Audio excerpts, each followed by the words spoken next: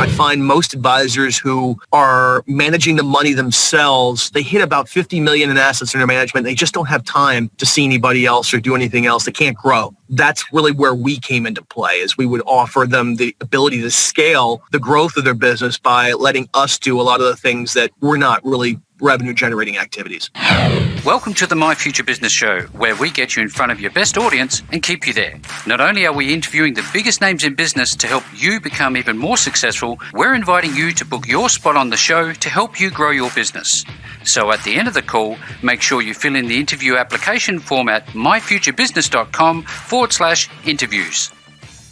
Hi, and welcome back to the My Future Business Show, where we get you in front of your best audience and keep you there. Today, I'm on the call with somebody very exciting. He is the president and speaker and CEO, in fact, of Real Intelligence LLC, Mr. Jeff Mount. Welcome to the show, Jeff.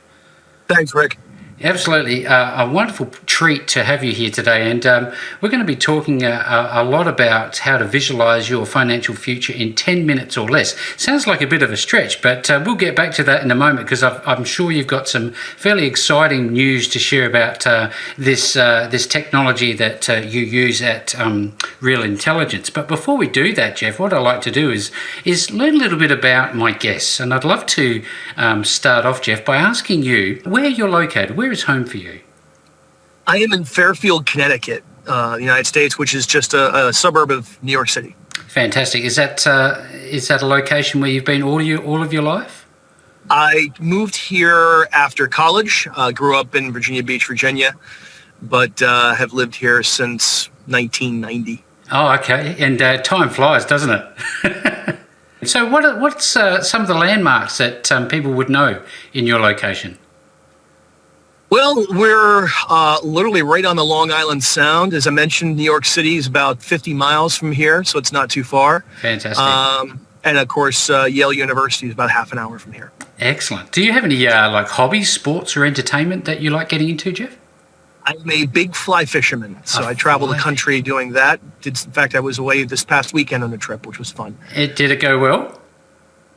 It was a little rough. It's early in the season, so they're not biting as aggressive as they might be 30 days from now. Oh, okay. Well, give us some time. I'm sure they'll come good. Now, when you travel, do you have a particular place that you like to go? Is there a preference for you? Yeah, my favorite place is a place called the Beaver Kill in upstate New York. It is actually where fly fishing was invented. Oh, wow. And it's only about 2.5 hours from where I live. So I do go there generally once or twice a summer. Yep. But this past weekend was local. Yeah, excellent. And with all the pandemic and that going on, is there any restrictions for you in where you live? Not where I live. In fact, fly fishing, because generally it is something you do by yourself. I do bring friends, but we're very spaced from each other. Mm-hmm. Even during the height of the pandemic, it was one of those few things you could do outside without anybody giving you a hard time about a mask. If we can go back a little bit, when you were growing up, did you have a pet? And if you did, which one did you remember the most? Sure. I had a dog. His name was Sparky, after Sparky Anderson, who was a famous manager of the Cincinnati Reds. Oh, there you go. That's an easy one. And when you were growing up, do you remember anything about growing up that you really loved? Could you just take us through that a little bit? So, I'm an adopted only child. Mm-hmm. We grew up in Virginia Beach, probably about 10 miles from the coast. We moved inland to be careful of hurricanes, and took a real affinity to tennis growing up, and eventually went on to play not only high school, college, but then professionally on the circuit for a short time until my knee gave squash accident. Yeah. Oh, wow. Now, when you were in those formative years, early teens, let's say, did you have anybody in your life that you looked up to that I guess shaped you into the person that you are today? Yeah, I would say there's more than one. I had a great history teacher who I really respected a lot, and he I would say influenced my political views a lot. Mm-hmm. I had my aunt who, of course, got me interested into tennis, and is something I became very passionate about. Mm-hmm. And then I had a number of very good friends at college who also influenced me to pursue an entrepreneurial future. Fantastic. I'd love to talk a little bit about that in a moment, but before we do, I know it's early where you are. Do you get up super early every day? What's a daily routine look like for you, Jeff? It's hit or miss. So I'll get up at 5 and hit the gym sometimes. Other times I'll do it at the end of the day. It really depends upon what my work schedule looks like. So it's hit or miss. A bit of hit or miss, yes. Do you enjoy being an entrepreneur, and what have you learned about that experience? So it's still new to me. I've been doing this now for about 18 months. I was what they call a wholesaler in the financial services business for 25 years, and reconnected with Mike Helgeson, who was one of my best clients, who has since retired, and he asked me to help him get his book published. It's the entrepreneurial thing we kind of stepped into, because as I'm reading his book, you have to understand Mike is a very, very intelligent guy. And I'm reading the book and I'm thinking, okay, we've got 3 sections here. The first section is what is dynamic mapping and what makes it different than the traditional method of financial planning. The second one is a bunch of second part's case studies. And the third part, I'm kid you not, was 85 pages of math. Oh, wow. And I'm thinking, we're not going to sell one copy of this thing. There's no way. Oh, well, look, I'll give it a go. So I had this idea of taking the third piece, which was the math, and turning it into an app that would simplify things for everybody else and leave all the hard stuff to us behind the scenes. And that's really what got us going into the business. So you've taken this and it's now called dynamic mapping. I'd love to jump into the core of that, if we could unpack that in a moment. But if you don't mind, I'm really keen to share with those who listen to the show. They're usually startup entrepreneurs and people of your own sort of makeup, if you like. What do you think about having relaxation time? Do you think that's important for a startup, or do you think that it should be all go, go, go until you get some success? It's critical. It is not a sprint, it is a marathon. And there are so many hats that you have to wear on a day-to-day basis that it does become exhausting. Fly fishing, as you heard, was kind of my escape. And it does allow me to regroup mentally and emotionally and recharge. And one of the things that I know that we take a lot of value out of is failure. What can you tell us about failure? Have you learnt much from failure? Failure is a learning experience. COVID was one of those things that created all kinds of challenges for us as I originally launched this business. And we had to make a major pivot, which is allowing us to relaunch in about 3 weeks with a completely different business model that, quite frankly, I think has more potential than the original one ever did.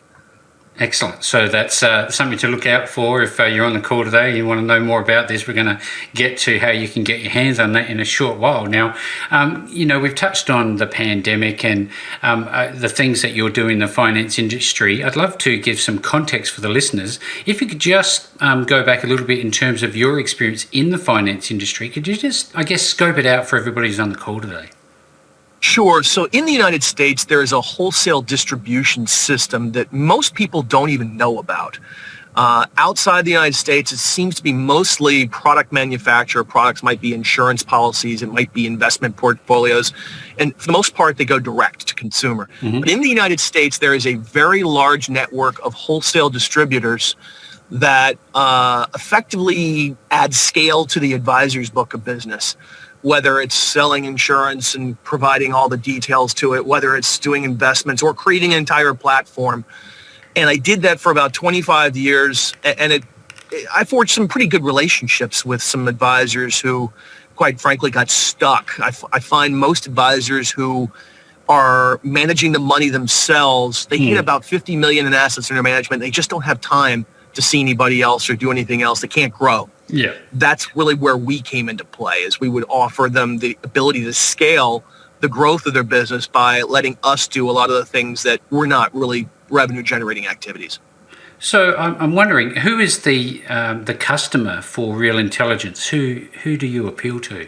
So originally it was going to be the advisors. We were going to teach them this new way of doing financial planning that would increase their productivity even further than what I had been able to do as a wholesaler.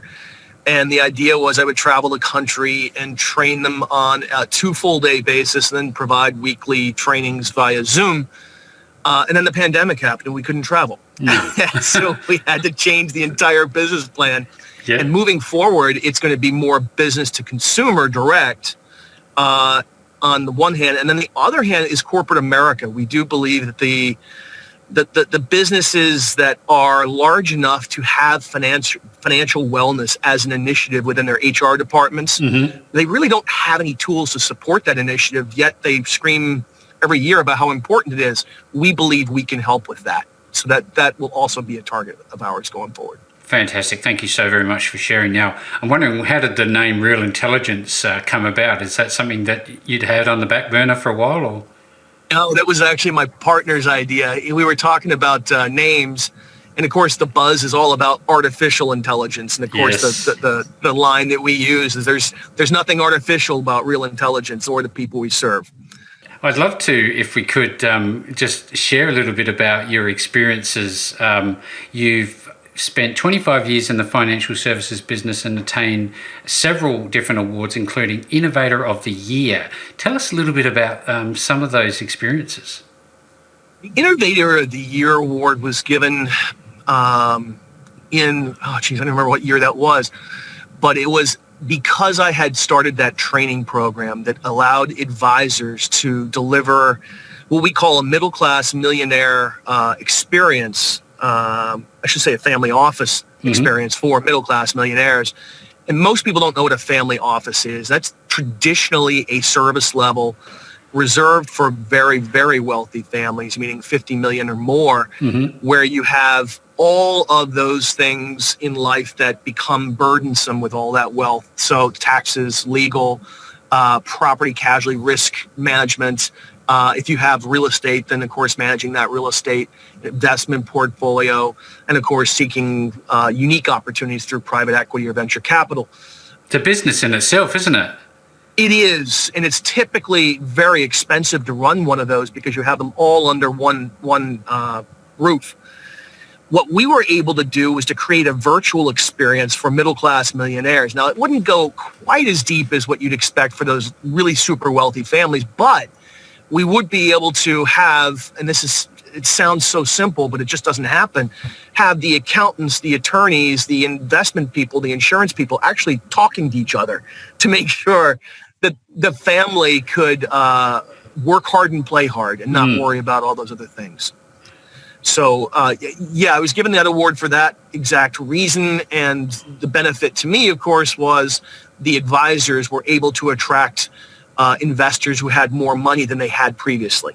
You've been extremely busy over the time. You've also been published in several different financial media outlets. We're talking Global Bank and Finance, Forbes, Best Company, FinTec Buzz. How do you get involved with these types of publications? So I had a PR group that we partnered with when I first started. They were fantastic. And the fact that the dynamic mapping method was so different than the traditional method really seemed to appeal to a lot of these publishers. Newsmax Finance was probably the one that did the most. They had me in on a monthly basis. But it was interesting that FinTec Buzz did bring us in. I didn't see that one coming. And Best Company as well. They wanted to go really deep in detail on some of these case studies. So it was fun. Yeah, fantastic. Now, I'd like to, for everybody who's on the call today who don't necessarily understand some of the terminology, and if we could break it out a little bit, starting off with the term financial wellness. What does that actually mean? There are a lot of people in the United States who refuse to work with a financial advisor. The number is somewhat a mystery, but from what I can see from all the public available services, it's somewhere between 1 and 15% of all Americans use an advisor. So the question is, what's going on with the rest of those? Do they not have any money? They do have money, but their knowledge about how to invest and how to behave and how to identify both opportunities and risks just isn't there. So what we're trying to do with this new version of our company is to give them the information they need to know in terms of exactly how much they need for each of life's major purposes, what kinds of challenges they will probably face, and we're going to deliver those through strategic videos that are small, short sound bites, but lots of them. And allow them to absorb the information at their own pace, but be able to do so really easily.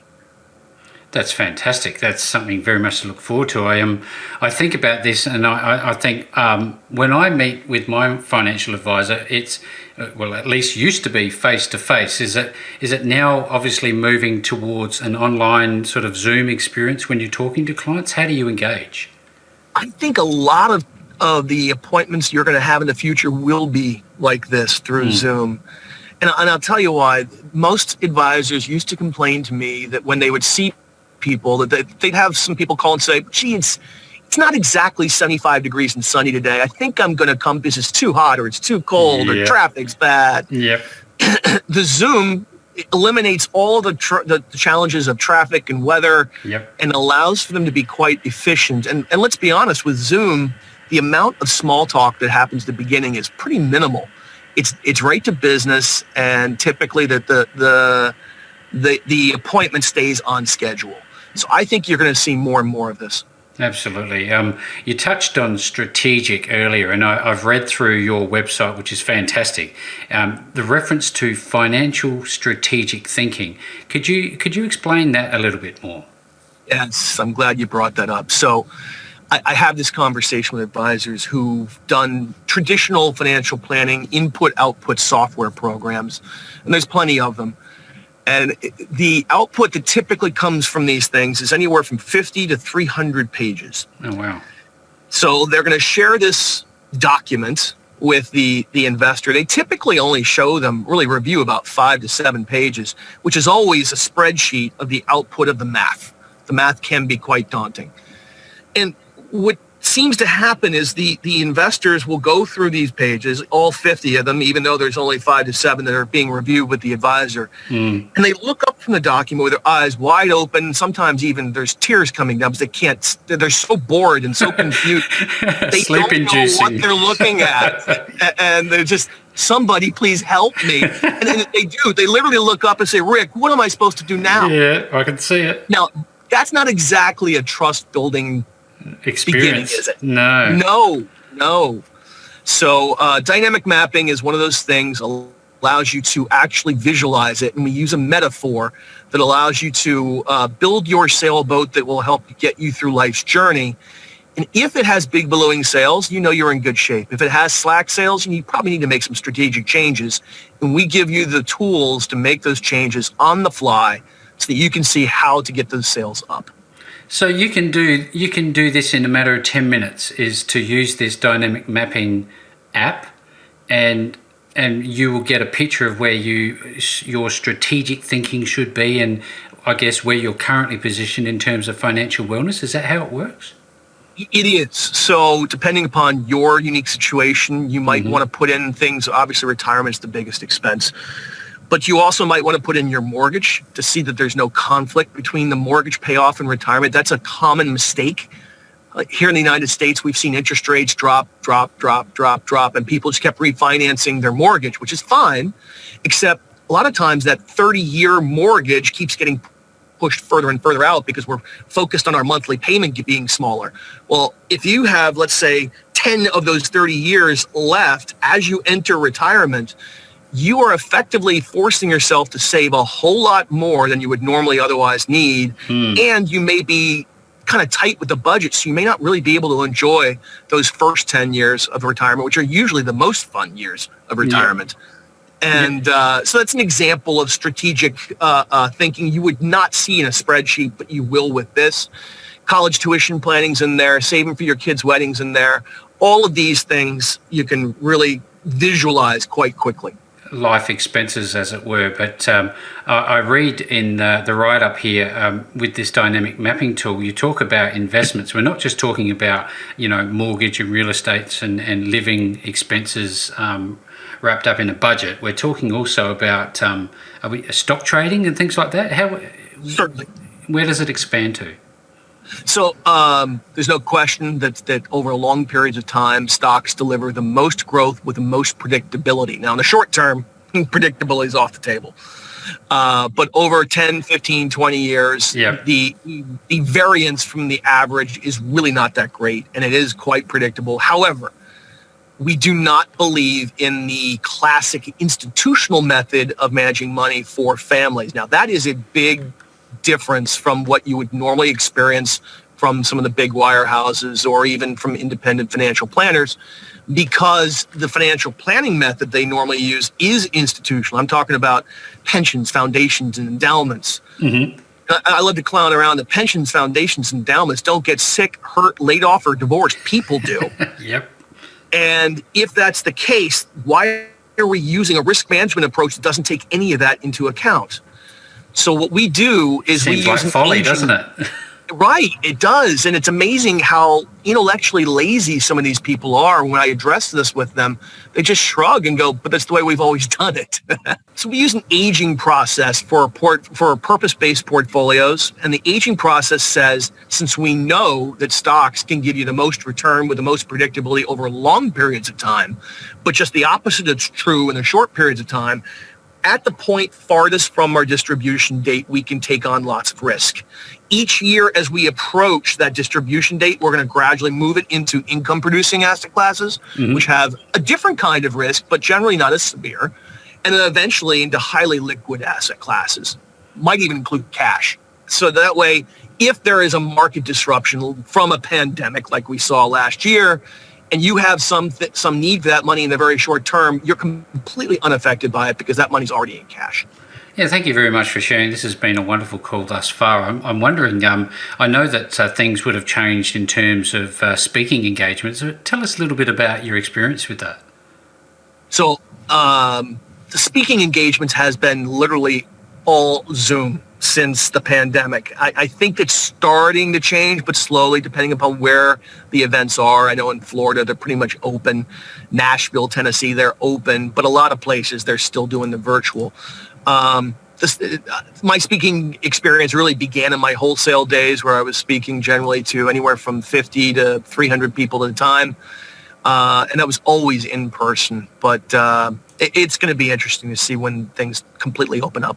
Now, I've been looking at the realintelligence360.com website, and I'll be making sure that link's available to everybody at the end of the call. But I'd love to, if you could, tell us a little bit more about the download, Weathering Financial Storms, that was provided or written by Mike Helgeson. What's that about? So that is the book I referenced earlier that had the 3 parts. We did take the math out. It's not there. It's just in the app. Yep. So it is just the 2, and it actually was written originally for advisors, and it still is for advisors. Put it this way, we know there are a lot of Americans who like to do it themselves when it comes to investing. For whatever reason, they've chosen not to work with an advisor.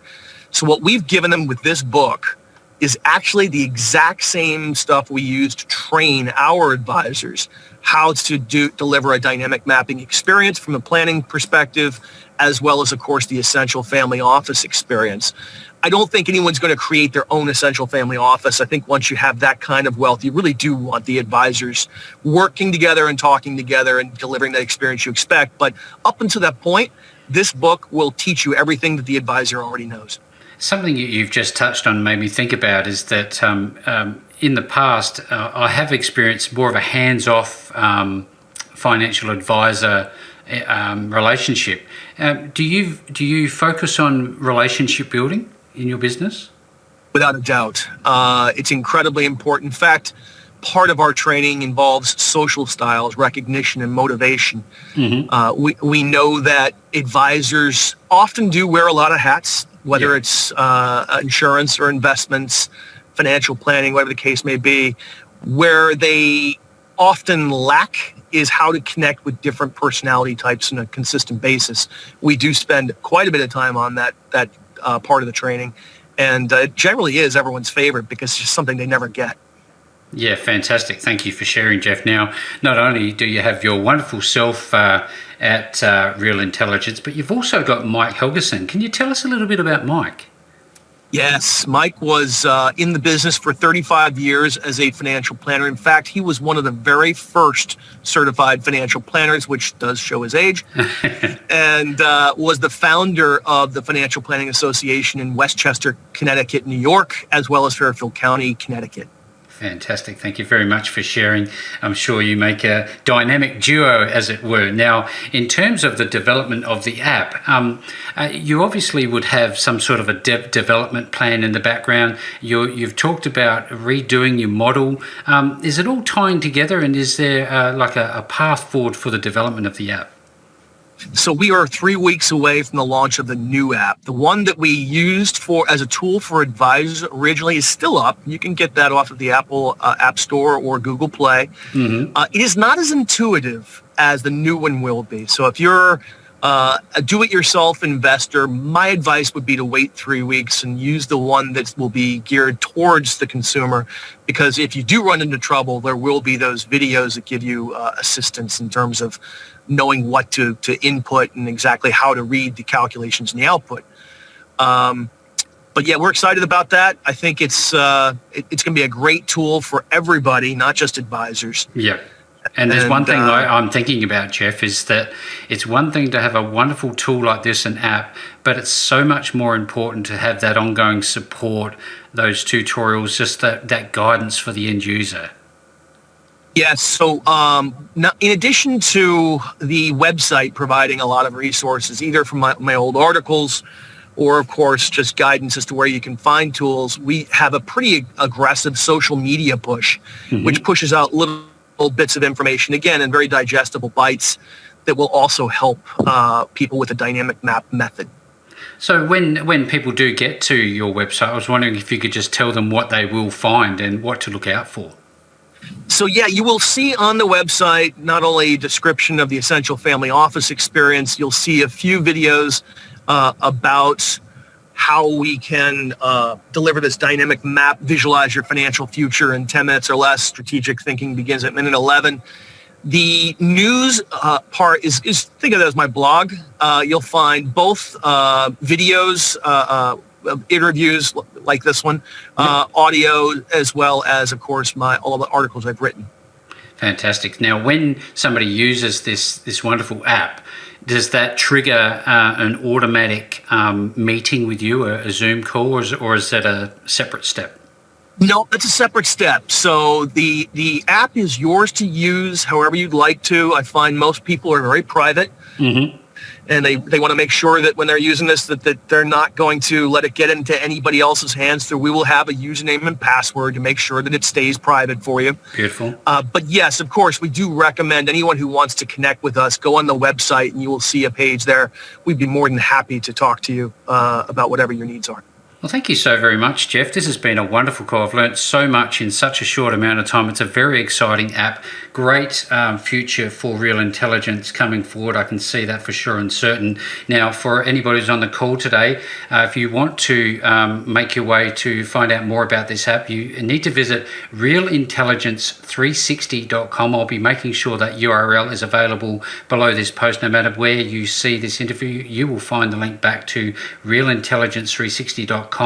And whilst you're there, have a look through. You'll see speaking engagements, investor information, services, events, and so on and so forth.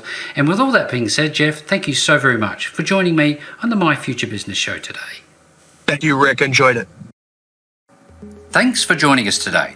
If you enjoyed the call, then make sure to subscribe, leave a comment, share us with your friends, and book your spot on the show at myfuturebusiness.com/interviews. And if you're looking for solutions that will help grow your business, then visit myfuturebusiness.com/shop.